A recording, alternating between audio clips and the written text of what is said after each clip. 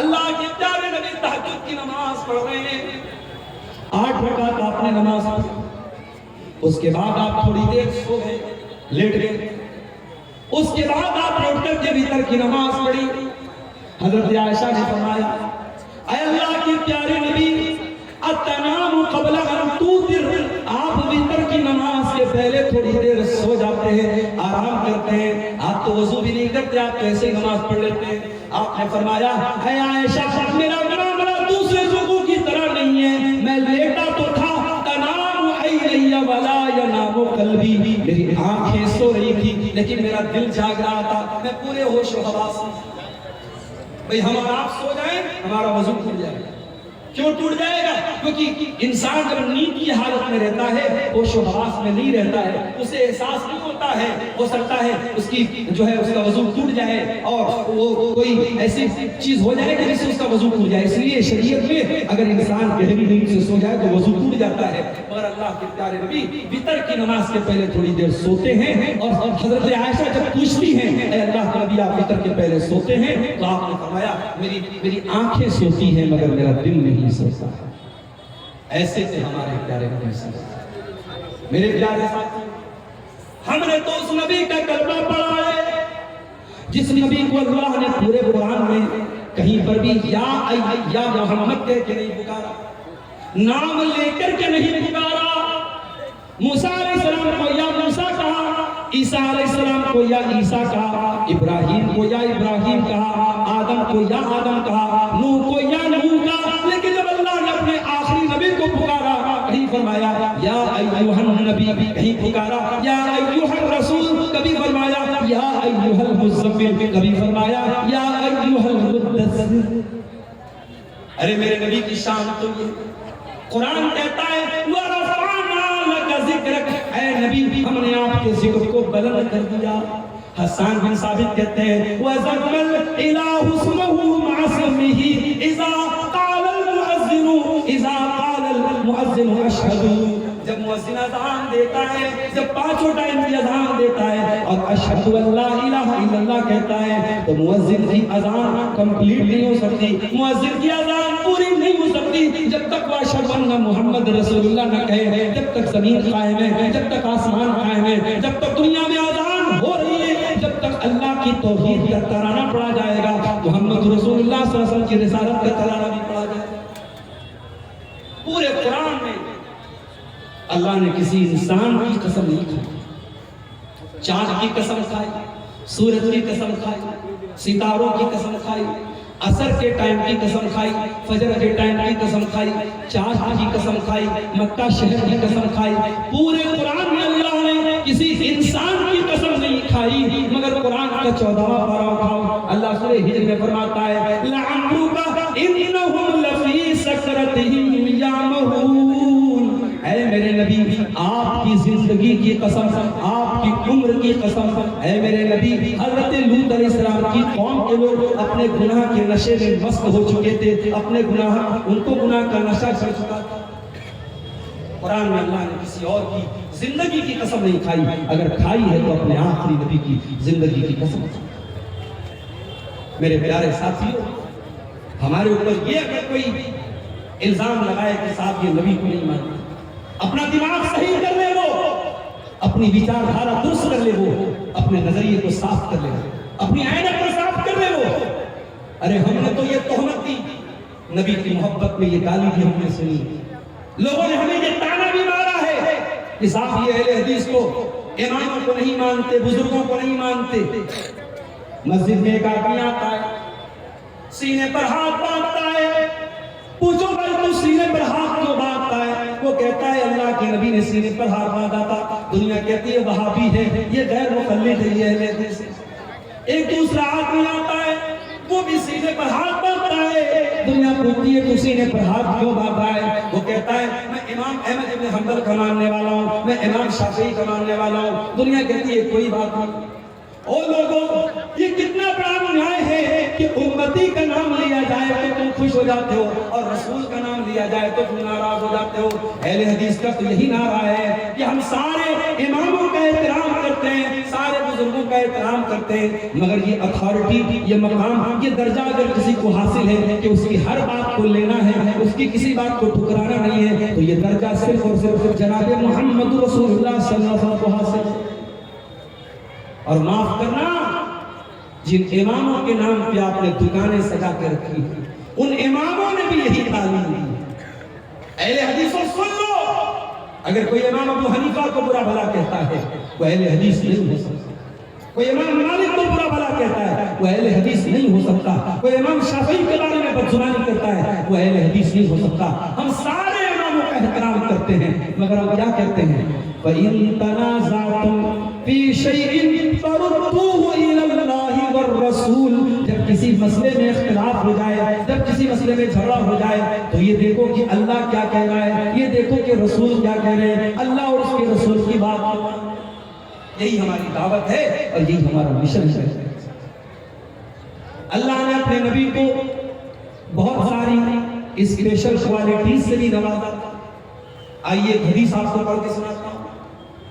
صحیح مسلم کی روایت ہے, اللہ کے پیارے نبی فرماتے ہیں, اعطیت ستا لم یعطہن احد قبلی. اللہ نے 6 چیزیں مجھ کو ایسی دی ہیں, مجھ سے پہلے اللہ نے کسی کو نہیں دی. مجھ سے پہلے کسی اور نبی کو یہ 6 چیزیں نہیں دی گئی. نمبر 1, اعطیت جوامع الکلم. اللہ تعالیٰ نے مجھ کو جوامع الکلم دیے ہیں. اللہ کے پیارے نبی چھوٹی چھوٹی باتوں میں بڑے بڑے ارتھ نکال لیتے تھے. آپ کی چھوٹی چھوٹی باتوں میں معنی کا سمندر ہوتا تھا, آپ دریا کو کوزے میں بند کر لیتے تھے.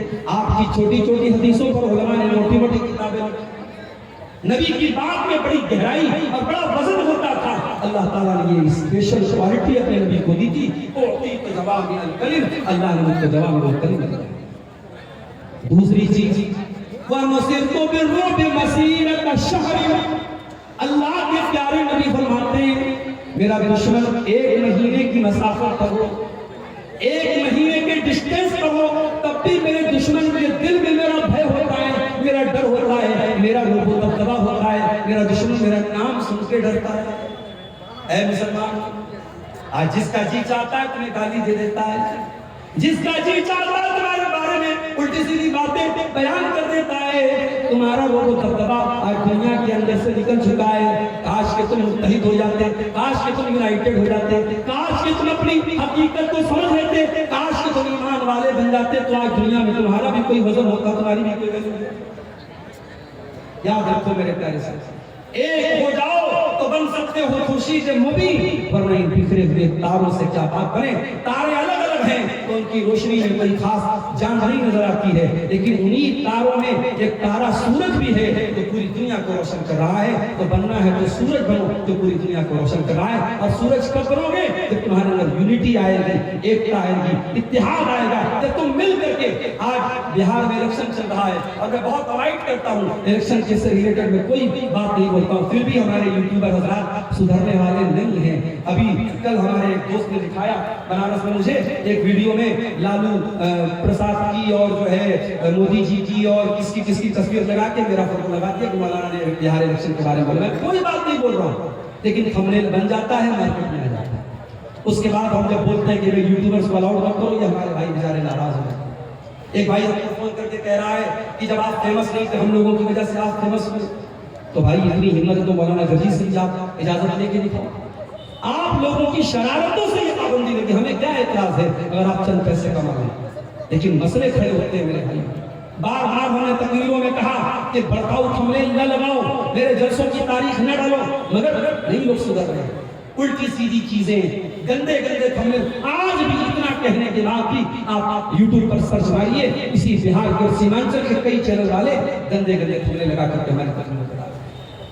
میرے پیارے ساتھیوں, الیکشن کا ماحول ہے, میں کچھ نہیں بولوں گا, ایک بات کہوں گا, یونٹی اپنے اندر پیدا کرو, اتحاد پیدا کرو. دنیا میں کسی بھی دیش میں کسی بھی ملک میں جب پالیٹکس ہوتی ہے تو وہاں بھی یہ دیکھا جاتا ہے کہ کس کے اندر کتنا وزن ہے. اگر آپ کی یونٹی کا پاور ہوگا, آپ کے اتحاد کی طاقت ہوگی, تو دنیا کی ہر پارٹی, ہر سرکار, ہر گٹبندھن آپ کے آگے جھکے گا اور آپ کی بات مانے گا. آپ اپنے اندر یونٹی اور اتحاد پیدا کرو, اپنے وزن کو ختم نہ کرو, اپنی جد کو ختم نہ کرو. اللہ کے پیارے نبی فرماتے ہیں وَنُصِرْتُ بِالرُّعْبِ مَسِيرَةَ شَهْرٍ, میرا دشمن ایک مہینے کی دوری پر ہو تب بھی میرے دشمن کے دل میں اللہ تعالیٰ نے میرا روب و دبدبہ ڈال دیا ہے. وَأُحِلَّتْ لِيَ الْمَغَانِمُ, اور میرے لیے مال غنیمت کو حلال کر دیا گیا. مجھ سے پہلے کسی اور نبی کے لیے مال غنیمت حلال نہیں تھا. دشمن سے جنگ ہوتی تھی اور جو مال حاصل ہوتا تھا آسمان سے آگ آتی تھی اور سارے مال کو کھا جاتی تھی, مگر اس امت کے لیے اور اللہ کے آخری نبی کے لیے مال غنیمت کو حلال کیا گیا. اس کے بعد آپ نے فرمایا چوتھی چیز وَجُعِلَتْ لِيَ الْأَرْضُ مَسْجِدًا وَطَهُورًا, اور زمین کو اللہ تعالیٰ نے میرے لیے پاک بنایا ہے اور زمین کو مسجد بنایا ہے. مسلمان دنیا کے کسی بھی کونے میں چلا جائے, نماز کا ٹائم ہو جائے, اسے مسجد تلاش کرنا ضروری نہیں ہے. جہاں پاک زمین ہو, جہاں پاک جگہ ہو, کوئی ناپاکی نہ ہو, کوئی گندگی نہ ہو, مسلمان قبلہ پر کھڑا ہو کر کے دنیا کے کسی کونے میں نماز پڑھ سکتا ہے. اگر پانی نہیں مل رہا ہے, دنیا کے کسی بھی کونے میں چلا جائے, مٹی مل رہی ہے, مٹی سے تیمم کر کے نماز پڑھ سکتا ہے. ابھی آج ایک صاحب نے مسئلہ پوچھا تھا, کہنے لگے میری والدہ کی آنکھوں کا آپریشن ہوا ہے اور ڈاکٹر نے بالکل سختی سے منع کیا ہے کہ آنکھ میں پانی نہیں لگنا چاہیے. اب میری والدہ نماز کیسے پڑھے گی؟ کہا نہ پانی لگنا چاہیے نہ مٹی لگنی چاہیے. میں نے کہا پورا وضو کرو, چہرہ مت دھلو, آنکھ مت دھلو, آنکھ کے پاس پانی نہ جائے, پورا وضو کرو, آپ نماز پڑھ لو. فاتقوا اللہ ما استطعتم, اللہ سے ڈرو جتنی تمہارے اندر طاقت ہے. آپ اگر آنکھوں کا آپریشن ہوا ہے اور آنکھوں میں پانی ڈالنے سے ڈاکٹر نے منع کیا ہے, آپ چہرہ نہیں دھوئیں گے تب بھی آپ کا وضو ہو جائے گا. اللہ تعالیٰ اتنی ہی کی پکڑ کرے گا جتنی آپ کی طاقت ہے. تو نبی نے فرمایا میرے لیے مال غنیمت کو حلال کیا, اور آپ نے فرمایا مجھ سے پہلے جتنے نبی آئے کسی خاص قوم کے لیے آئے, کسی خاص بستی کے لیے آئے, وہ ارسلت الی الخلق کافہ, لیکن میں ساری انسانیت کے لیے نبی بنا کر کے بھیجا گیا. وختم بی النبیون, اور نبوت کی مہر میرے اوپر لگا دی گئی. میں آخری نبی بن کر کے دنیا میں آیا, میں خاتم النبیین بن کر کے دنیا میں آیا, میرے بعد کوئی نبی آنے والا. یہ عقیدہ ہے ہمارا اللہ کے پیارے نبی. اب اگر کوئی آپ سے کہے کہ اہل حدیث نبی کو نہیں مانتا تو اسے یہ تقریر سنا دینا کہ ہمارا عقیدہ اللہ کے رسول کے بارے میں, لیکن ہاں ہم نبی کو نبی مانتے ہیں, نبی کو رب نہیں مانتے. عیسائی حضرت عیسیٰ علیہ السلام کو سن آف گاڈ مانتے ہیں, اللہ کا بیٹا مانتے ہیں. تو کیا وہ حضرت عیسیٰ کا احترام کر رہے ہیں؟ نہیں. ہم کہتے ہیں کہ حضرت عیسیٰ کا احترام نہیں ہے, ان کی انسلٹ ہے, ان کا اپمان ہے, ان کی توہین ہے. عیسیٰ اللہ کے بندے ہیں, اللہ نے بغیر باپ کے پیدا کیا ان کو اپنی قدرت سے, لیکن وہ عیسیٰ اللہ کے بندے ہیں, اللہ کے رسول ہیں, اللہ کے بیٹے نہیں ہو سکتے. ان کو اللہ کا بیٹا کہنا اللہ کو گالی دینا ہے, اللہ کا اپمان ہے عیسیٰ علیہ السلام. اسی طریقے سے آج جو لوگ ہمارے نبی کے بارے میں الٹی سیدھی باتیں کرتے ہیں, کوئی کہتا ہے کہ کعبہ بھی جھک رہا ہے محمد کے شہر میں, کوئی قوالی گا رہا ہے, کہہ رہا ہے کہ کعبہ بھی اللہ کے نبی کے شہر میں آ کے جھک رہا ہے. کیا یہ کعبہ کی توہین ہوئی؟ کیا یہ اللہ کے گھر کی توہین ہوئی؟ کوئی کہہ رہا ہے وہی جو مصطفی کی عرش کا خدا ہو کر اتر پڑا مدینے میں مصطفیٰ ہو کر, کوئی اللہ کے نبی کو اللہ کے مقام تک پہنچا رہا ہے. کوئی کہہ رہا ہے بگڑی بگڑی بنا دے, بگڑی بنانے والے, کوئی نبی کو بگڑی بنانے والا قرار دے رہا ہے. یاد رکھو میرے پیارے ساتھیوں, بگڑی بنانے والا کوئی اگر ہے تو اللہ ہے, اولاد دینے والا اگر کوئی ہے تو اللہ ہے, شفا دینے والا اگر کوئی ہے تو اللہ ہے, دعائیں سننے والا اگر کوئی ہے تو اللہ ہے. قرآن کہتا ہے یا اہل الکتاب لا تغلو فی دینکم, اے اہل کتاب اپنے دین کے اندر تم غلو مت کرو. نبی نے غلو کرنے سے نہ, غلو مطلب کسی کی لمٹ اور کسی کی حد سے آگے بڑھنا. ہمارے جلسوں میں جو نظامت ہوتی ہے الحمدللہ, اکثر جو پروگرام کے نظامت کرنے والے ہوتے ہیں بہت اچھے الفاظ کا چناؤ کرتے ہیں, صحیح باتیں بولتے ہیں, مگر کبھی کبھی بہکنے والے بہک بھی جاتے ہیں, ایسی باتیں کرنے لگتے ہیں جو نہیں کرنی چاہیے, اہل حدیث کے اسٹیج پر مبالغہ آرائی سے کام نہیں لینا چاہتا، کسی بھی شخصیت کے بارے میں غلو نہیں کرنا چاہتا۔ ہماری شریعت میں نبی کے بارے میں بھی غلو کرنے سے منع کیا ہے۔ آئیے حدیث آپ کو پڑھ کے سناتا ہوں۔ اللہ کے پیارے نبی ایک شادی میں گئے تھے، صحابیہ کا نام تھا معوذ بنت افراح، ان کی شادی تھی، اور شادی کے موقع پر اگلے دن اللہ کے پیارے نبی ان کے گھر گئے، اور وہاں چھوٹی چھوٹی بچیاں گیت گا رہی تھیں۔ پتہ یہ چلا کہ شادی کے موقع پہ خوشی منانا جائز ہے، چھوٹی چھوٹی بچیاں اگر کوئی گیت پڑھ رہی ہیں بغیر میوزک کے وہ بھی جائز ہے، لیکن جو چیز غلط ہے، عورت کی بے پردگی غلط ہے، تو شادی کے موقع پر بھی غلط ہے۔ غیر محرم کے سامنے لڑکیوں کا سج سنور کر کے آنا غلط ہے، تو شادی کے موقع پر بھی غلط ہے۔ شادی کے موقع پر کوئی ناجائز کام جائز نہیں ہوتا ہے۔ چھوٹی چھوٹی بچیاں گیت گا رہی تھی، اور جنگ بدر میں ان کے باپ دادا جو شہید ہوئے تھے ان کا نام لے لے کے وہ گیت پڑھ رہی تھی۔ اسی میں انہوں نے ایک لائن یہ پڑھی، وَفِينَا نَبِيٌّ يَعْلَمُ مَا فِي غَدٍ، ہمارے بیچ میں وہ نبی آئے جو آنے والے فیوچر کی بات جانتے ہیں، جو بھوشیہ کی بات جانتے ہیں، جو کل کی بات جانتے ہیں۔ جب اللہ کے نبی نے یہ لائن سنی، آپ نے فرمایا دعی ھذا، اے بیٹا اے بچی یہ لائن غلط ہے، یہ لائن چھوڑ دے۔ وَقُولِي مَا تَقُولِينَ، پہلے جو لائن پڑھ رہی تھی وہ لائن تو اچھی تھی، مگر یہ لائن گڑبڑ ہے۔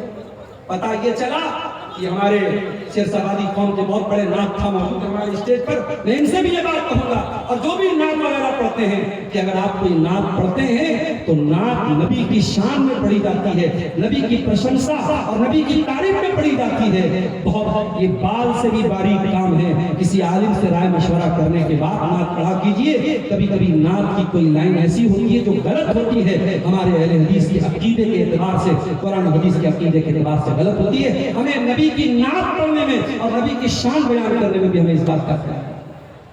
اللہ کے پیارے نبی فرماتے ہیں لا تطرونی کما اطرت النصارى عیسی ابن مریم، اے لوگوں مجھے اتنا نہ بڑھانا جتنا عیسائیوں نے عیسی بن مریم کو بڑھایا تھا۔ انما انا عبد، میں تو اللہ کا بندہ ہوں، فقولوا عبد اللہ ورسولہ، مجھے اللہ کا بندہ ہی کہنا، مجھے اللہ کا رسول ہی کہنا، میری شان سے مجھ کو آگے نہ بڑھانا۔ نبی کی شان، آؤ ہم سے پوچھو، آؤ اہل حدیثوں سے پوچھو نبی کی شان کیا ہے۔ تم نے جب بھی بیان کیا نبی کا چہرہ بیان کیا، تم نے جب بھی بیان کیا نبی کے لباس بیان کیا، تم نے جب بھی بیان کیا نبی کی خوبصورتی بیان کی، اور ہم نے جب بیان کیا تو نبی کی نماز بھی بیان کی، ہم نے نبی کا حج بھی بیان کیا، ہم نے نبی کی طریقہ بھی بیان کیا۔ میرے پیارے ساتھیوں، نبی کی صورت بھی بے مثال تھی اور نبی کی سیرت بھی بے مثال تھی۔ یہ شامیانہ لگا، اس کی وجہ سے گرمی بہت ہو رہی ہے۔ یہ اکتوبر کا لاسٹ چل رہا ہے، گرمی کا یہ عالم ہے۔ آپ سوچئے میرے ساتھیوں، قیامت کے دن کی گرمی کا کیا عالم ہے۔ سورج 1 میل کی دوری پر ہوگا۔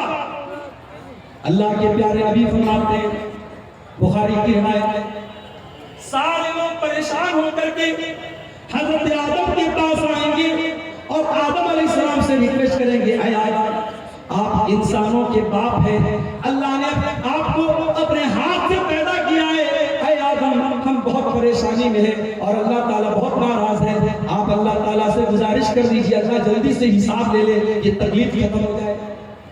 آدم علیہ السلام معذرت کر دیں گے، انکار کر دیں گے، کہیں گے نہیں بھائی میں اس لائق نہیں ہوں، میں اللہ کی بارگاہ میں نہیں بول سکتا، اللہ بہت غصے میں۔ آدم علیہ السلام کہیں گے ایک کام کرو، نوح علیہ السلام کے پاس چلے جاؤ، لوگ حضرت نوح کے پاس آئیں گے، ان سے ریکویسٹ کریں گے، اے نوح گرمی بہت زیادہ ہے، سورج 1 میل کی دوری پر ہے اور ہم بہت پریشان ہیں، اے نوح علیہ السلام آپ اللہ سے گزارش کر دیجئے اللہ جلدی سے حساب لے لے۔ حضرت نوح بھی انکار کر دیں گے، لوگ ابراہیم کے پاس آئیں گے وہ بھی انکار کر دیں گے، لوگ موسیٰ علیہ السلام کے پاس آئیں گے وہ بھی انکار کر دیں گے، لوگ عیسیٰ علیہ السلام کے پاس آئیں گے وہ بھی انکار کر دیں گے۔ آخر میں لوگ آئیں گے آمنہ کے لال، عبد المطلب کے دلارے، تاجدار مدینہ احمد مجتبیٰ محمد مصطفیٰ صلی اللہ علیہ وسلم کے پاس، اور آ کر کے آپ سے کہیں گے اے اللہ کے آخری نبی آپ خاتم النبیین ہیں، آپ اللہ کے آخری نبی ہیں، ہم بہت پریشانی میں ہیں، اے اللہ کے نبی آپ ہی کچھ کیجئے اور اللہ سے آپ گزارش کیجئے اللہ جلدی سے حساب۔ اے تتواری اور آس پاس کے آگے میرے بھائی، آج اللہ کے نبی کو دنیا سے گئے ہوئے 1400 سال سے زیادہ ہو چکے ہیں، آج اپنے نبی سے بہت پیار کرتے ہیں، لیکن غور کرو تو نبی ہم سے کتنا پیار کرتے ہیں۔ قیامت کے دن جب سارے نبی انکار کر دیں گے اور کوئی سفارش کرنے کے لیے تیار نہیں ہوگا، اللہ کے نبی فرماتے ہیں میں تیار ہو جاؤں گا، فَأَنْطَلِقُ فَآتِي تَحْتَ الْعَرْشِ، میں چل کر کے اللہ کے عرش کے نیچے آؤں گا اور میں سجدے میں گر جاؤں گا اور اللہ کی بارگاہ میں سجدہ کروں گا، اور جب میں سجدہ کروں گا اللہ تعالیٰ میرے دل میں اپنی تعریف اور حمد و ثنا کی ایسی باتیں ڈالے گا جو اللہ نے کسی اور کے دل میں نہیں ڈالی ہے، میں اللہ کی ایسی پرشنسا کروں گا، ایسی تعریف کروں گا، اللہ کی طرف سے آواز آئے گی یا محمد ارفع راسک سل توڑا اشفع شفا، اے محمد صلی اللہ علیہ وسلم سر اٹھائیے مانگیے آپ کو دیا جائے گا، آپ سفارش کیجئے آپ کی سفارش قبول کی جائے گی۔ اللہ کے نبی فرماتے ہیں کہ جب میں سفارش کروں گا تو سب سے پہلے میری امت کے وہ لوگ جنت میں جائیں گے جن کا حساب و کتاب نہ ہوگا، اور وہ کون لوگ ہوں گے؟ وہ تعویذ گنڈا سے بچنے والے لوگ ہوں گے، اللہ کی ذات پہ سچا بھروسہ کرنے والے لوگ ہوں گے، وہ سب سے پہلے جنت میں جائیں گے، اور جنت میں ان کے لیے اسپیشل گیٹ ہوگا جو جنت کے رائٹ سائڈ میں ہوگا، جس کا نام الباب الايمن ہوگا، وہ جنت کے اس گیٹ سے اندر آئے گا۔ میرے پیارے ساتھی، آپ الزام لگائے کہ اہل حدیث نبی کو نہیں مانتا، اس سے بڑا جھوٹ دنیا کا کوئی نہیں سکتا۔ ارے ہم تو وہ ہیں کہ ہم نے تو یہ نعرہ لگایا ہے کہ اصل دیانت کلام اللہ معظم داشتی، کہ دین اصل یہ ہے کہ رب کے کلام پر عمل کیا جائے اور مصطفیٰ کے فرمان پر عمل کیا جائے۔ میرے پیارے ساتھیوں، کبھی رات میں بستر پہ سونے جاتے ہو تو بیوی بچوں کا خیال آتا ہے، فیملی کا خیال آتا ہے، پریوار کا خیال آتا ہے۔ کبھی غور کرو، اس نبی کا کلمہ ہم پڑھتے ہیں، اس نبی کو رات میں بھی ہمارا خیال آتا تھا۔ صحیح مسلم کی روایت ہے، اللہ کے پیارے نبی رات میں قرآن پڑھ رہے ہیں، اور قرآن پڑھتے ہوئے آپ نے ابراہیم علیہ السلام کی دعا پڑھی۔ ابراہیم اللہ سے دعا کرتے ہیں رب انہم ضللن کثیرا من الناس فمن تبعنی فانہ منی ومن عصانی فانک غفور رحیم۔ ابراہیم علیہ السلام دعا کر رہے ہیں اے اللہ جو میری پیروی کرے گا وہ میرا امتی ہے، اور جو میری نافرمانی کرے گا تو غفور رحیم ہے، تو معاف کر دے۔ اس کے بعد اللہ کے پیارے نبی عیسیٰ علیہ السلام کی دعا پڑھتے ہیں۔ عیسیٰ علیہ السلام اللہ سے دعا کرتے ہیں، کیا کہتے ہیں؟ کہتے ہیں فمن تبعنی فانہ منی ومن عصانی ان تعذبهم فانهم عبادک وان تغفر لهم فانک انت العزیز الحکیم۔ اے اللہ اگر تو ان کو عذاب دے تو یہ تیرے بندے ہیں، اور اگر تو معاف کر دے تو تو طاقت والا ہے، تو حکمت والا ہے، تو جیسا مناسب سمجھے گا ویسا بس کرے گا۔ نبی نے دیکھا کہ دو نبیوں نے اپنی اپنی امت کے لیے دعا مانگی، اب اللہ کے نبی کو اپنی گنہگار امت کا خیال آیا، ہمارا رات کا خیال آیا، ہم گنہگاروں کا خیال آیا۔ رات کا سناٹا تھا، وہ نبی رات کے سناٹے میں آنسو بہا کے اللہ کے سامنے رونے لگے۔ وہ نبی رو رہے ہیں اے اللہ میری امت کا کیا؟ اللہ نے فرشتے کو بھیجا، جبریل علیہ السلام کو بھیجا، جاؤ پوچھو میرے نبی سے کیوں رو رہے ہیں۔ فرشتہ آ کر کے پوچھتا ہے کیا بات ہے، کیوں رو رہے ہیں؟ اللہ کے پیارے نبی فرماتے ہیں کہ میں اپنی امت کے لیے رو رہا ہوں۔ اللہ کے پیارے نبی کہتے ہیں میں اپنی امت کے لیے آنسو بہا رہا ہوں۔ اللہ کی طرف سے جواب آتا ہے اِنَّا سَنُرْضِيكَ فِي أُمَّتِكَ وَلَا نَسُوءُكَ، اے میرے نبی ہم آپ کی امت کے بارے میں آپ کو خوش کر دیں گے، آپ کو پریشان ہونے کی حاجت نہیں ہے۔ کوئی یاد کرنا ہے میرے بھائیوں، وہ نبی رات کے سناٹے میں ہمارے لیے آنسو بہا۔ شاعر کہتا ہے سلام اس پر جو امت کے لیے راتوں کو روتا تھا، سلام اس پر جو فرش خاک پر جاڑے میں سوتا تھا، سلام اس پر کہ جس کے گھر میں چاندی تھی نہ سونا تھا، سلام اس پر کہ ٹوٹا بوریا جس کا بچھونا تھا۔ آج اس نبی کے نام پہ کوئی بینر نکال کے چل رہا ہے کوئی نعرے لگا رہا ہے، کوئی جلوس نکال رہا ہے، کوئی ڈی جے بجا رہا ہے، کوئی ناچ رہا ہے، کوئی گا رہا ہے۔ ایک سال کلیا چک میں میرا پروگرام تھا، 12 ربیع الاول کی تاریخ، مجھے کٹیہار سے کلیا چک جانا تھا بائی روڈ، میں کار سے جا رہا تھا، پوری سڑک جام تھی، اور جام کرنے والے کون تھے؟ مصطفیٰ کے چاہنے والے، نبی کے چاہنے والے۔ میں نے دیکھا لوگ بڑے بڑے ڈی جے بجا کر کے جھنڈے لہرا لہرا کے نبی کی شان بیان کر رہے ہیں، جوان جوان لڑکیاں بھی ساتھ میں چل رہی ہیں۔ یہ کیسی محبت ہے میرے بھائی؟ یہ محبت صحابہ نے تو نہیں جتائی، یہ محبت اس امت کے سب سے بہترین لوگوں نے تو نہیں جتائی۔ یاد رکھو میرے بھائی، اسی لیے اہل حدیث بدعت کا سب سے بڑا دشمن ہے۔ جو نبی سے محبت کرے گا وہ بدعت سے کبھی دوستی نہیں کر سکتا، وہ بدعت کا دشمن ہے۔ اسی لیے ہم اپنے ہر خطبے میں کیا کہتے ہیں؟ وَشَرَّ الْأُمُورِ مُحْدَثَاتُهَا وَكُلُّ مُحْدَثَةٍ بِدْعَةٌ وَكُلُّ بِدْعَةٍ ضَلَالَةٌ وَكُلُّ ضَلَالَةٍ فِي النَّارِ۔ دین میں جو نیا نکالا گیا کام ہے وہ بدعت ہے، اور بدعت گمراہی، اور گمراہی جہنم میں لے کے جاتی ہے۔ ہمارا سمپل سا پرشن ہے، سوال ہے کہ بھائی ٹھیک ہے، 11ویں منا رہے ہو، اچھا کام ہے، نبی نے کیوں نہیں منائی، صحابہ نے کیوں نہیں کی؟ عید میلاد النبی منا رہے ہو، بہت اچھا کام ہے، چلو مان لیتے ہیں، نبی کے صحابہ نے کیوں نہیں منایا؟ کیا ان سے بڑھ کے تم نبی کے چاہنے والے بن گئے؟ اور یاد رکھو میرے بھائی، دنیا میں نبی کا نام لے کے کوئی انگوٹھا چھاپے، کوئی اپنے بائک پر الصلاۃ والسلام علیکہ یا رسول اللہ کا جھنڈا لگا لے، کوئی اپنے مکان پر کوئی بڑا سا جھنڈا لگا لے، اس سے نبی کی محبت ثابت نہیں ہوتی ہے۔ نبی کی محبت ثابت ہوتی ہے نبی کی سنت پر عمل کرنے سے، نبی کی پیروی کرنے سے۔ اب بدعتی کا انجام کیا ہوگا؟ آئیے بہت پیاری حدیث آپ کو سنانے جا رہے ہیں، میری مائیں بہنیں غور سے سنیں۔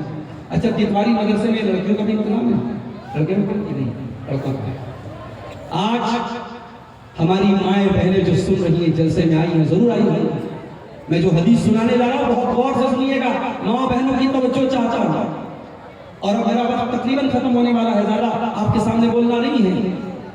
اللہ کے نبی کی بہت ہی محبوب اور ہم سب کی پیاری ماں حضرت ام سلمہ کہتی ہیں، بڑے غور سے سنیے گا، مسند احمد کی صحیح روایت ہے۔ ام سلمہ کہتی ہیں کہ اللہ کے نبی کے حوض کوثر کے بارے میں سب کو حدیثیں پتہ تھی، مجھ کو ڈائریکٹ کوئی حدیث سننے کا موقع نہیں ملا تھا، مجھے بڑا افسوس ہوتا تھا کہ میں ابھی تک حوض کوثر کے بارے میں اللہ کے رسول سے میں نے کوئی حدیث نہیں سنی ہے۔ پتہ یہ چلا کہ نبی کے دور کی عورتیں اتنی سمجھدار ہوتی تھی، ایک ایک چیز پر ان کی نظر ہوتی تھی، اور نبی سے کوئی بات اگر وہ نہیں سنتی تھی تو ملال ہوتا تھا، افسوس ہوتا تھا۔ آج آپ کے سیمانچل میں بہت ساری اہل حدیث مسجدیں ہیں جہاں جمعہ کا خطبہ ہوتا ہے، جمعہ کی نماز ہوتی ہے، مگر لیڈیز کا انتظام نہیں ہے۔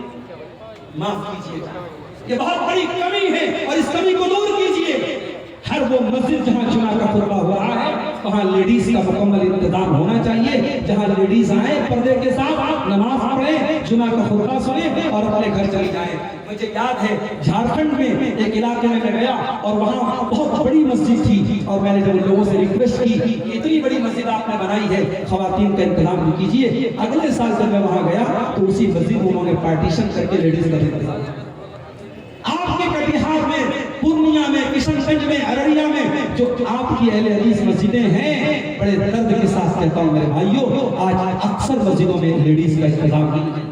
آپ معاف کیجئے، سال میں تقریر کراتے ہیں آپ، عورتیں جلسے میں آتی ہیں لیکن تقریر کم سنتی ہیں اور مارکیٹ زیادہ کرتی ہیں، شاپنگ زیادہ کرتی ہیں، گھومتی پھرتی زیادہ ہیں، لیکن آپ جب جمعہ کے خطبے میں لیڈیز کا انتظام کریں گے وہاں خاموشی کے ساتھ بیٹھ کے آدھا گھنٹہ وہ تقریر سنیں گی، اور یہ 52 بار سال میں یہ کام ہوگا، تو 52 بار جب وہ جمعہ کا خطبہ سنیں گی ان کی دین کی معلومات بہت مضبوط ہوگی، ان کا ایمان مضبوط ہوگا، اور ان کے اندر سے جہالت دور ہوگی، ان کے اندر سے جو کم علمی اور اگیانتا ہے۔ ام سلمہ کہتی ہے کہ مجھے بڑا افسوس تھا کہ نبی کے حوض کوثر کے بارے میں مجھے آج تک کوئی حدیث سننے کا موقع نہیں۔ کہتی ہے ایک لڑکی مجھے کنگھی کر رہی تھی، میرے بالوں کو سنوار رہی تھی، اتنے میں مسجد کے اندر سے آواز آئی، اللہ کے نبی لوگوں سے کہہ رہے تھے ایھا الناس، اے لوگوں۔ ام سلمہ کہتی ہیں فوراً اپنی نوکرانی سے لونڈی سے میں نے کہا تو دور ہٹ جا، میں جا رہا ہوں اللہ کے نبی کی بات سننے۔ وہ نوکرانی بولی کہ کیا آپ نے اللہ کے نبی کا شکر نہیں سنا؟ نبی نے آپ کو نہیں بلایا، نبی نے ایھا الناس کہا، مردوں کو بلایا، عورتوں کو نہیں بلایا ہے۔ کیا جواب دیا حضرت ام سلمہ نے؟ کہا کہ تجھے کیا معلوم؟ جب اللہ کے نبی ایھا الناس کہتے ہیں تو مردوں کے لیے بھی کہتے ہیں، عورتوں کے لیے بھی کہتے ہیں، دونوں شامل ہوتے ہیں شریعت کے ہر قانون میں، شریعت کے ہر حکم میں۔ جہاں الگ سے نہ کچھ بتایا گیا ہو وہاں مردوں کے لیے جو حکم ہوتا ہے سیم عورتوں کے لیے بھی ہوتا ہے۔ ام سلمہ آئیں، پردے کے پاس کھڑی، اللہ کے نبی حوض کوثر کا تذکرہ کر رہے تھے۔ آپ نے فرمایا انی فرضتکم علی الحوض، قیامت کے دن ایک حوض ہوگا، حوض میں ایک تالاب ہوگا، ایک تالاب جیسی چیز ہوگی جس کا پانی بہت میٹھا ہوگا، اس کا نام حوض کوثر ہوگا، اور اللہ کے پیارے نبی سب سے پہلے اس حوض پر پہنچ جائیں گے اور اپنی امت کے لوگوں کو اس حوض کا پانی پلائیں گے، وہ کوثر کا پانی پلائیں گے۔ آپ فرماتے جب میں حوض کوثر پر پہنچوں گا تو کچھ لوگوں کو وہاں سے ہٹا دیا جائے گا، چھانٹ دیا جائے گا، بھگا دیا جائے گا۔ میں کہوں گا ان کو کیوں بھگا رہے ہو؟ یہ تو میری امت کے لوگ ہیں، میرا کلمہ پڑھنے والے لوگ ہیں۔ فرشتے کہیں گے انک لا تدری ما احدثوا بعدک، اے اللہ کے نبی آپ نہیں جانتے یہ بدعتی لوگ ہیں، یہ دین میں نیا نیا کام نکالنے والے لوگ ہیں، انہوں نے دین کے اندر کون کون سا نیا نیا کام نکالا آپ بھی نہیں جانتے۔ جب نبی کو یہ پتا چلے گا یہ بدعتی لوگ ہیں، اللہ کے نبی کا چہرہ غصے سے لال ہو جائے گا اور آپ فرمائیں گے سحقاً سحقاً لمن غیر بعدی، ان کو گھسیٹ کے یہاں سے لے کے جاؤ، انہوں نے میرے دین کو بدل ڈالا، میری شریعت کو بدل ڈالا۔ الحمدللہ اہل حدیث بدعت کا دشمن ہے، ہم بدعت کے دشمن ہیں۔ اور ابھی آپ دیکھیے میرے گھر میں میت ہوئی ہے، میرے بڑے والد کا انتقال ہوا ہے، ہمارا تیسرے سے کوئی تیجا نہیں۔ اسی بنارس میں ہمارے نانا کا انتقال ہوا، آج انتقال ہوا ہے، اگلے دن رات میں جب میں نانی کے یہاں پہنچا، نانا کے گھر پہنچا تو دیکھا کہ ساتھ بریانی کا مسالہ تیار ہو رہا ہے اور پیاز کو کترا جا رہا ہے اور چاول کو دھویا جا رہا ہے۔ میں نے کہا کیا ہو رہا ہے بھائی؟ تو کہا کہ کل تیجا ہے اور تیجا کے دن بریانی ہے۔ سوچو کتنا بڑا یہ مصیبت ہے، جس انسان کے گھر میں میت ہوئی ہے اس بیچارے کو تیسرے دن پورے خاندان کو بیٹھ کے کھانا کھلانا پڑتا ہے۔ یہ تیجا، یہ دسواں، یہ چالیسواں، یہ برسی، یہ تمام بدعات اور خرافات ہیں، اور اہل حدیث ان تمام بدعات سے دور ہے اور انشاءاللہ دور ہے۔ اور اس طریقے سے جس طریقے سے ہم میت میں بدعات سے دور ہیں، میری گزارش ہے آپ سے کہ شادی بیاہ میں بھی آپ بدعات سے دور ہیں۔